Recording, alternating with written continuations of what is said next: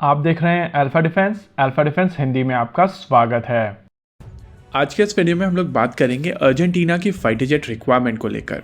आप सभी को याद होगा कुछ समय पहले हम लोगों ने आपको बताया था कि अर्जेंटीना भारतीय LCA तेजस एयरक्राफ्ट में इंटरेस्टेड है, लेकिन उनकी तरफ से एक कंडीशन रखी गई है कि LCA तेजस एयरक्राफ्ट में कोई भी ब्रिटिश कंपोनेंट नहीं होना चाहिए और इस समय 3 crucial component in flight refuelling system, nose cone और इजेक्शन सीट ब्रिटिश ओरिजिन की हैं। हालांकि HAL की तरफ से ये चीज कही गई है कि वो ब्रिटिश कंपोनेंट फ्री LCA तेजस बना सकते हैं और अर्जेंटीना की इस रिक्वायरमेंट को पूरी तरीके से एड्रेस कर सकते हैं।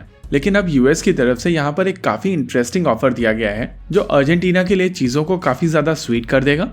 ऑफर के हिसाब से 38 F-16 जो ब्लॉक 10 या ब्लॉक 15 स्टैंडर्ड के होंगे उनको United states of America Argentina को ऑफर करेगा। ये पुराने F-16 होंगे जो ऑलरेडी किसी यूजर द्वारा यूज किए गए होंगे और इसी वजह से माना जा रहा है कि ये 38 फाइटर जेट $300 मिलियन में मिल जाएंगे। इससे पहले JF-17 थंडर की जो डील चाइना की तरफ से उनको ऑफर की गई थी वो 664 मिलियन की होने वाली थी और वहां पर लगभग 12 फाइटर जेट अर्जेंटीना को ऑफर किए जा रहे थे।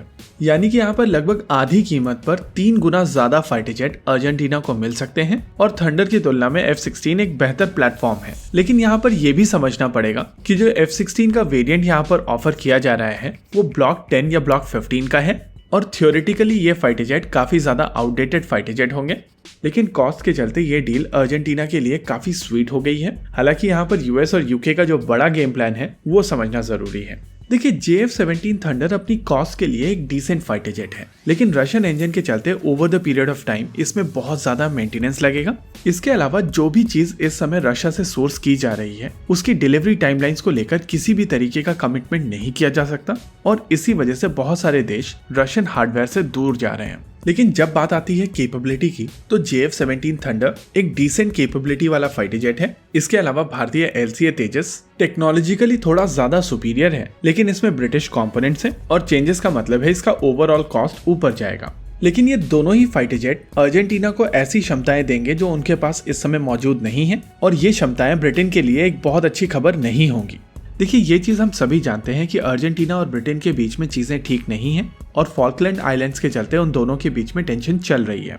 ऐसे में अगर अर्जेंटीना अपनी फाइटर जेट रिक्वायरमेंट को पुराने F-16 से एड्रेस कर देता है तो US और ब्रिटेन जब चाहें इन F-16 के स्पेयर पार्ट्स को रोक सकते हैं और ये एक नोन फैक्ट है कि पुराने फाइटर जेट्स में ज्यादा स्पेयर पार्ट्स की आवश्यकता होती है। ऐसे में इन फाइटर जेट्स को मेंटेन करना अर्जेंटीना के लिए काफी डिफिकल्ट टास्क होगा।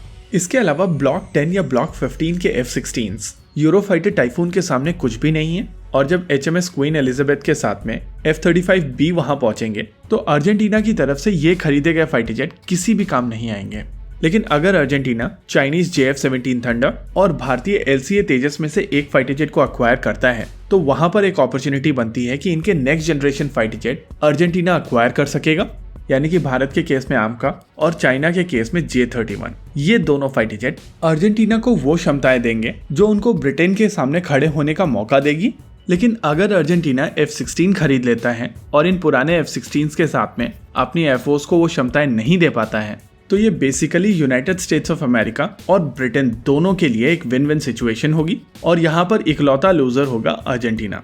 और इसी वजह से ये देखना काफी इंटरेस्टिंग होगा कि एग्जैक्टली अर्जेंटीना करता क्या है, क्योंकि उनका ये डिसीजन डिसाइड करेगा कि आगे फ्यूचर कोर्स ऑफ एक्शंस क्या होंगे। इसी के साथ आज के इस वीडियो में रखते हैं केवल इतना ही। वीडियो को अंत तक देखने के लिए धन्यवाद। देखते रहिए अल्फा डिफेंस। जय हिंद।